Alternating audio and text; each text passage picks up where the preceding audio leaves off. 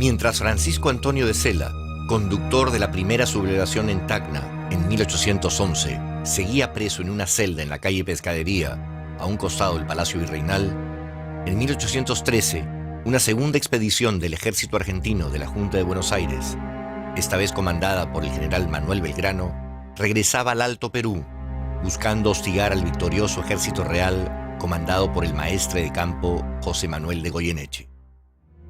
Por segunda vez en Tacna, la ciudad fronteriza con la audiencia de Charcas, se despierta el sentimiento de sublevación, pero esta vez con un definido carácter separatista. Tacna es, en ese momento de la historia, una ciudad geográficamente estratégica para la libertad de los pueblos del Bajo Perú. Desde 1810, mayo de 1810, que se forma el primer gobierno local, autónomo, la Junta de Buenos Aires, ese gobierno revolucionario lo que va a intentar es controlar todo el territorio de lo que había sido el Virreinato del Río de la Plata, que incluía lo que en esa época se llamaba el Alto Perú, ¿no?, que es el territorio que actualmente es Bolivia. Entonces, Buenos Aires va a mandar, a lo largo de 5 años, 3 ofensivas sucesivas, las 3 fracasadas, para controlar ese territorio y fundamentalmente las minas de Potosí, que estructuraban en buena medida toda la economía de la región, ¿no? Entonces hay una expedición en 1810 que después es derrotada al año siguiente, y la segunda expedición, que después se hizo muy conocida, es la que dirige Manuel Belgrano, que primero derrota en el actual territorio argentino una contraofensiva realista, ¿no?, que llega hasta la ciudad de Tucumán en 1812, y luego, como se decía en la época, sube, en parte porque también suben hasta el altiplano, para entrar en el territorio que actualmente es boliviano, ¿no? Al hacer esto, y al igual que habían hecho en la ofensiva anterior, las fuerzas enviadas por Buenos Aires, ¿no?, que no eran exclusivamente de Buenos Aires, sino que la integraban soldados de distintos lugares de lo que ahora es Argentina, también de lo que ahora es Bolivia, pero su oficialidad era predominantemente proveniente de Buenos Aires. Esas tropas intentaban articular con gente que estuviera también del lado del bando insurgente en el territorio altoperuano y en el territorio peruano, ¿no? Lo que intentaban era promover rebeliones, aprovechando que en varios lugares había descontentos similares, pero había un mayor control de parte del poder colonial, en particular porque el virrey Abascal, el virrey del Perú, era muy hábil y un político muy sagaz para el periodo, que lograba manejar bastante bien la situación de control sobre el territorio, y entonces lo que van a intentar es promover rebeliones, y uno de los lugares en los cuales apuestan a que hay un descontento que puede llevar a un estallido es Tacna, donde ya había habido en 1811 una rebelión fallida, y ahí mandan, y esto era común, mandar agentes del ejército revolucionario para articular con los personajes locales, ¿no? Entonces el elegido para esta misión es Enrique Pallardel, uno de los oficiales del ejército. 5 fueron los actores principales de esta segunda revolución tacneña.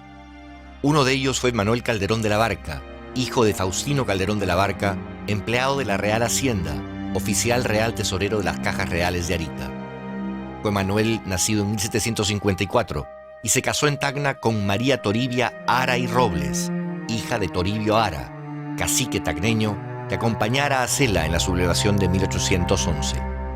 En 1813 era alcalde del pueblo de San Pedro de Tacna. Otro fue José Gómez, nacido en Tacna en 1872, comerciante que no había participado en el levantamiento conducido por Sela por encontrarse en ese momento en La Paz. En la segunda sublevación, cumplió Gómez el papel de agente de Belgrano, intentando levantar a los habitantes del sur peruano contra el poder español. Los 3 restantes actores principales de la sublevación de Tacna fueron los hermanos Pallardel Sagardía, nacidos en Marsella, hijos de Francés, el comisario jacobino de León José María Felipe Pallardel, y de peruana, María Eustaquia de Sagardía Villavicencio y Palencia, hija de Antonio Sagardía y Villavicencio, con familia en Lima y Buenos Aires, habiendo sido su antepasado, Francisco de Palencia, oidor de la audiencia de Charcas en 1710 y de Lima en 1743. Juan Francisco Pallardel, nacido en 1781, se educó en la Escuela Militar de París. Enrique Pallardel, nacido en 1785, estudió en la Escuela Politécnica de París, de donde egresó como ingeniero militar y prestó servicio en la Marina Francesa en 1796. El tercer hermano, Antonio Felipe Gaspar, había nacido en 1783. Fueron los Pallardel herederos de unas propiedades en Lima, legadas por un antepasado materno llamado Gabriel Palencia da Ponte, y de una hacienda en Chuquisaca, en el Alto Perú, herencia del que fuera oidor en esa ciudad de 1710 a 1734, Francisco de Sagardía. En 1803, tras la muerte del padre, la madre envía a sus hijos a Lima, tras haberse nacionalizado españoles en Cádiz, para que disputen la posesión de un vínculo de mayorazgo por la muerte del abuelo de los hermanos Payardel.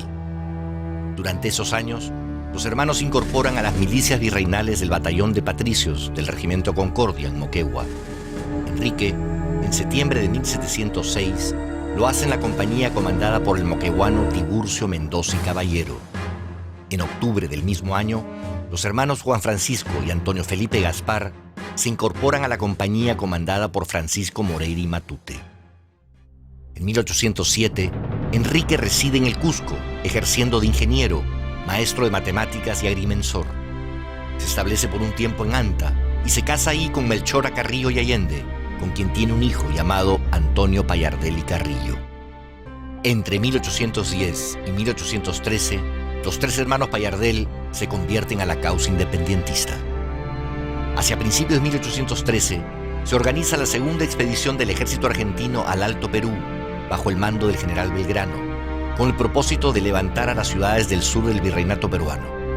Los triunfos de ese ejército sobre las armas realistas en Tucumán y Salta en 1812 y 1813 reanimaron las esperanzas de los patriotas peruanos en esa zona del sur del Perú. Porque el objetivo, por supuesto, era la llegada al Perú, que era el otro centro de poder donde estaba el virrey, el de Río de la Plata, que había caído y había que llevar la revolución justamente hasta el Perú para tener ese apoyo y no la amenaza siempre latente. Y ahí se abre la duda si avanzar por dentro de lo que era el Alto Perú o por el Bajo Perú. Y establece su cuartel en Macha, Belgrano, luego llega a Vilcapugio, donde sufre una derrota que estuvo a punto de ser el vencedor, pero bueno, hubo justamente una marcha atrás en esa batalla y es vencido en Vilcapugio, y al mes es vencido en las pampas de Ayohuma, también en el Alto Perú, pero también en este intermedio se da justamente las sublevaciones en el Bajo Perú, y es donde Belgrano, cuando estuvo establecido en Potosí, que había ya una relación y un pedido de apoyo a Belgrano para apoyar estas sublevaciones del Bajo Perú, que bueno, de palabra estaban dadas, pero que no se pudieron justamente efectivizar por las dos grandes derrotas que él tiene en el Alto Perú. En agosto de 1813, Juan Francisco Payardel es enviado por el alcalde de Tacna, Calderón de la Barca, y Manuel de Rivero, regidor del Cabildo de Arequipa, a entrevistarse con Manuel Belgrano en el Alto Perú. Habiendo recibido las órdenes del general Belgrano en su cuartel de Vilcapugio a mediados de agosto, se alista entonces un plan de insurrección que comprometía también a patriotas de las costas occidentales del Bajo Perú, como del Cusco, Moquegua, Tacna, Arequipa y Tarapacá. Hay un aspecto que hasta ahora prácticamente se ha estudiado muy poco, que es el aspecto de la relación de Belgrano con el Bajo Perú. Ese aspecto es un aspecto muy interesante porque nos habla de la revolución como un hecho global, ¿no es cierto?, no como un hecho parcializado.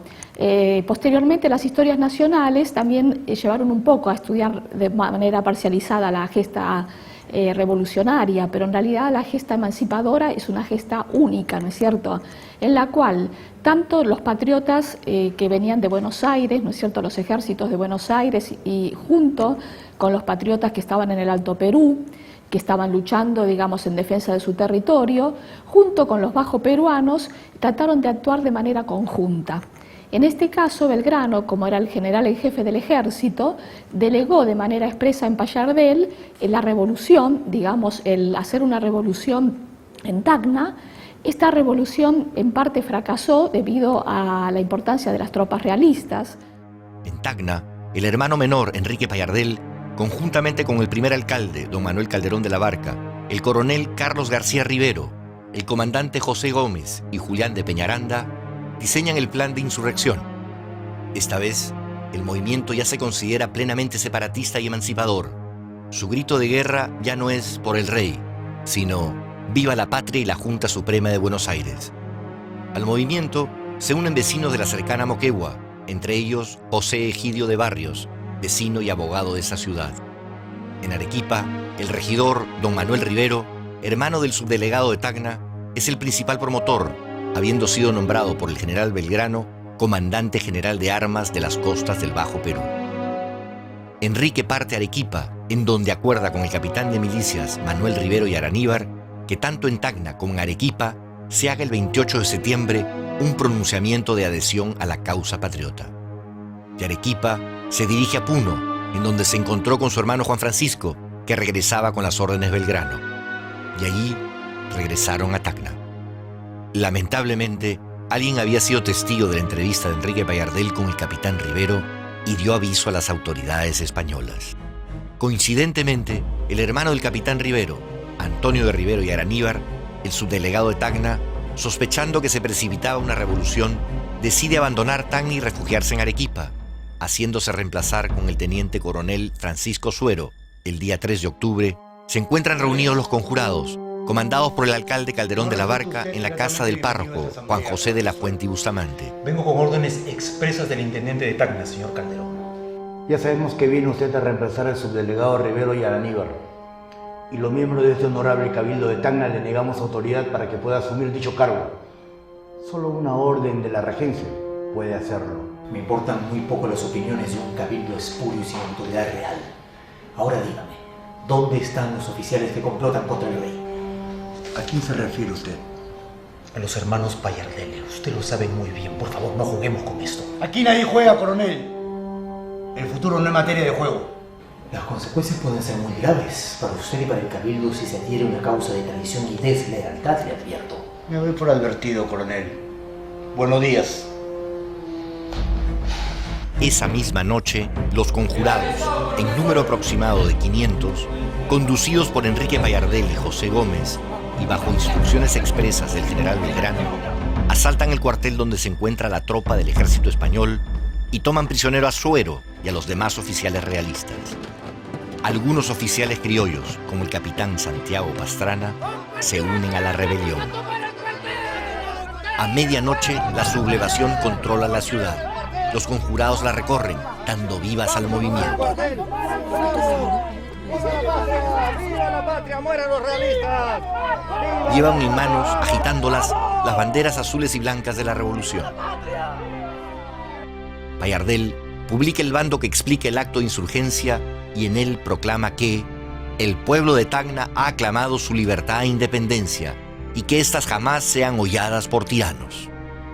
Se dedica inmediatamente a contactar a las autoridades de Arica y Moquegua, urgiéndolos a que se unan a la sublevación, y a las de la ciudad de Arequipa les advierte que no tomen medidas contra la sublevación, ya que si lo hacen, pasará a cuchillo a los españoles que hay en Tacna. Apenas enteradas de la rebelión, las autoridades realistas en Arequipa organizan un ejército que marche contra los insurgentes, bajo el mando del coronel José García de Santiago. Las demás provincias supuestamente comprometidas desiertan del proyecto revolucionario. El 4 de octubre, Enrique Payardel envía a su hermano Antonio al campamento de Belgrano para que le transmita las noticias de la rebelión y solicitarle ayuda. Lamentablemente, Antonio Payardel encuentra la desolación de un ejército derrotado. El 5 de octubre, Payardel le escribe al primer regidor de Arica conminándolo a que se una al levantamiento. Le ofrece ascenderlo al grado de capitán y entregarle un pago de 2.000 pesos. Si no lo hace, Payardel le advierte: tiemble usted por su vida y por la de sus secuaces, pues su negativa me obligaría a ponerme en marcha sobre esa infeliz ciudad, la que tomaré irremisiblemente con el concurso de los 120 hombres de fusil y 50 de caballería, hijos de Buenos Aires. Ellos servirán de escarmiento para los que se atrevan a mover las armas contra el suelo patrio. Manuel de Rivero es detenido en Arequipa y el 7 de octubre se enteran en Tacna de que el 1 de octubre se ha producido la derrota de Manuel Belgrano en Vilcapugio. Es entonces que Payardel intenta liberar a los esclavos negros para conformar con ellos una columna militar que se incorpore al ejército auxiliar patriota, objetivo que no consigue por la oposición de los propietarios de los esclavos. Declara el propio Payardel: intenté dar la libertad a los negros, lo que no pude verificar a causa de que algunos malvados me amotinaron a la gente, y no pudiendo castigar a estos por no tener cómo sostener mis determinaciones, me fue imposible tomar medidas para apoderarme del resto de la costa. Durante la semana siguiente, Enrique Payardel organiza un ejército que puede enfrentar a la expedición realista que ha salido en su búsqueda. El día 10 de octubre, bajo la bandera azul y blanca de las tropas de Buenos Aires, que representaba entonces la causa de la independencia americana, se realiza una revista de las fuerzas en la pampa de Caramoille, en donde 2 años antes Cela había hecho lo mismo. El 12 de octubre, parte de Tacna la fuerza patriota hacia Locumba, intentando encontrarse con la expedición realista. El 31 de octubre de 1813, las fuerzas de Payardel se enfrentan en Camiara, cerca de Locumba, a la expedición comandada por García de Santiago. El combate entre los 400 hombres de Payardel y las de las fuerzas realistas salidas de Arequipa dura poco más de media hora. La experiencia, disciplina y buen orden de las tropas realistas se imponen a la inexperiencia de los tacneros. Las fuerzas patriotas son derrotadas y se dispersan. Mueren 6 de sus integrantes y son tomados prisioneros otros 15, entre ellos el comandante Pedro José Rospigliosi. Payardel regresa a Tacna, pero al no recibir órdenes de Belgrano, el 2 de noviembre decide retirarse hacia el Alto Perú. El segundo levantamiento producido en el sur peruano ha sido derrotado, como lo había sido el primero, encabezado por Francisco de Cela. Nos sentimos orgullosos de este segundo movimiento, no porque sea superior al de Cela, profundiza un poco los temas que usó Cela, ¿no? Cela es un movimiento que dura solamente 5 días, el de Payardel le duró 1 mes. Cela no trascendió los 2 cerros del Valle de Tacna. Payardel le quiso llevar el movimiento hasta Moquegua y Arequipa. Cela, si bien vivaba la libertad, también vivaba a Fernando VII cautivo. El carácter de Payardel fue cívico y militar, el de Cela fue solamente cívico. Pero ¿por qué los tacneños estimamos este movimiento de Payardel y Calderón de la Barca, que es un poco el gestor de Payardel y es el ejecutor? Porque a pesar de la represión, de la prisión de Cela, ya estaba preso Cela en la cárcel central de Lima, del el juzgamiento de todos los que habían intervenido en el levantamiento de Cela, habían 2 que estaban perseguidos a pena de muerte, que eran Gil de Herrera y Siles de Antequera. A pesar de eso, de las amenazas de los españoles, el pueblo de Tacna vuelve a insurgir. Eso supone que no era pues una algarada, lo de Cela no fue una aventura, un tiro al vacío, sino que fue toda una convicción. Por eso se reafirma y va a seguirse reafirmando, porque el 18 pasa lo de José Gómez, también tacneño. Cuando llega Miller en mayo del 21, todo Tacna va a recibirlo, ¿no? Y forman una de las primeras fuerzas del Perú, los independientes de Tacna, que van a luchar a la primera esa victoria famosa, que es la victoria de Mirabe, el 22 de mayo del 21, ¿no? Entonces, por eso es que los tacneños amamos tanto, estimamos tanto el movimiento de Payardel, y puesto que es la confirmación de una vocación libertaria del pueblo de Tacna. Payardel significa mucho para Tacna. Es el segundo grito de libertad, pero detrás de eso hay que entender el significado, para poder de ello aprender y cómo vamos tomando decisiones, al menos en mi calidad de alcalde, en base a la trascendencia que tuvo la actitud de Payardel. Y dentro de lo que podemos, y yo particularmente puedo recordar de lo que hemos leído de Payardel, hay un hecho importante y anecdótico en el cual Payardel recurre al vicario de Tacna y le cuenta en confesión un sueño que él había tenido. Le dice, padre, he tenido un sueño recurrente en el cual alzo mi espada y ésta se quiebra en 1000 pedazos en una desigual contienda. Esa preocupación de Payardelli es interpretada por el vicario, el sueño, y le dice, hijo, no te preocupes, quizá tú no seas el llamado para concluir esta aventura que has trazado de tener la patria libre, pero sí siéntete contento de haber iniciado y dar los primeros pasos para alcanzar eso que tú deseas. En la relación bilateral peruano-argentina hay un sustrato histórico, una perspectiva histórica, porque las dos naciones o los dos pueblos quedaron indisolublemente unidos en algo tan importante como es la lucha por la libertad, la lucha por la independencia. Si bien la relación estaba desde antes, porque el sur del Perú fundamentalmente tenía, a través del Alto Perú, tenía una relación con Buenos Aires que algunos historiadores dicen que era más intensa que con Lima, fundamentalmente en el terreno comercial. Sin duda que la lucha por la libertad, la lucha por la independencia, le da un carácter muy firme a la relación, ¿no? Y esa relación, como sabemos, tiene su punto culminante con la presencia en tierras peruanas de San Martín. Pero para que existiera San Martín hubo sucesos y personajes que también trabajaron en la historia. Y allí es donde adquiere un perfil importante la figura de Enrique Payardelli, trabajando en contacto muy estrecho con la Junta que nace con la Revolución de Mayo en Buenos Aires, fundamentalmente trabajando con Belgrano.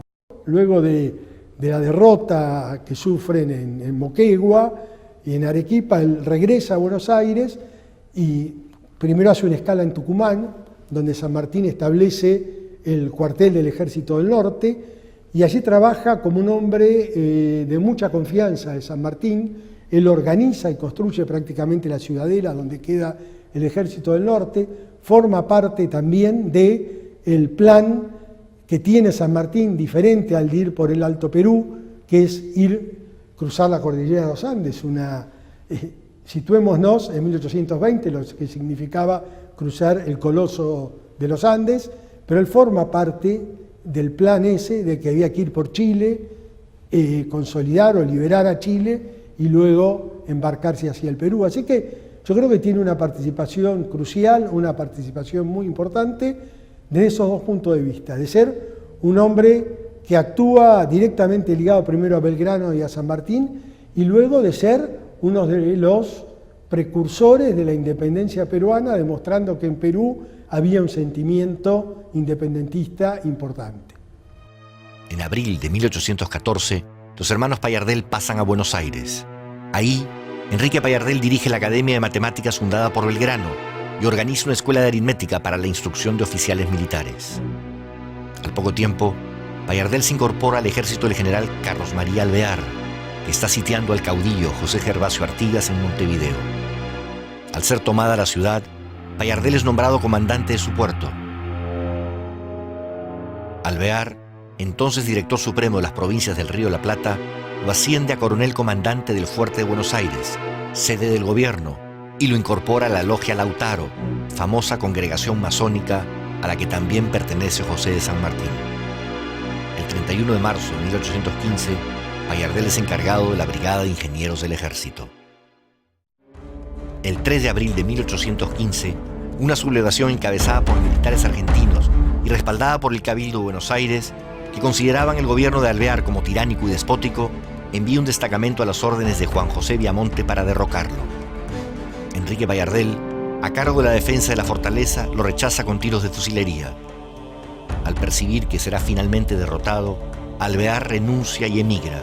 Los oficiales de su ejército son tomados prisioneros. Un tribunal militar, formado por los sublevados, entre ellos el mismo Viamonte, condena al destierro a Antonio Payardel y a otros oficiales de las fuerzas de Alvear.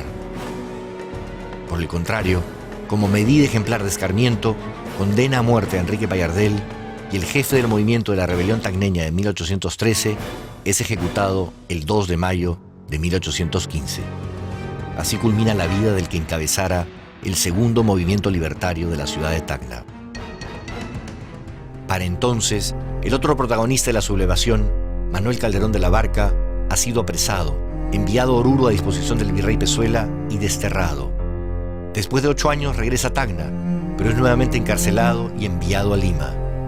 En 1823 es liberado por las fuerzas patriotas, pero muere en un naufragio conjuntamente con toda su familia cuando intentaba una vez más regresar a su suelo patrio. La rebelión protagonizada por los hermanos Pallardel, Manuel Calderón de la Barca y José Gómez fue la primera que tuvo un definido carácter libertario y un objetivo de independencia.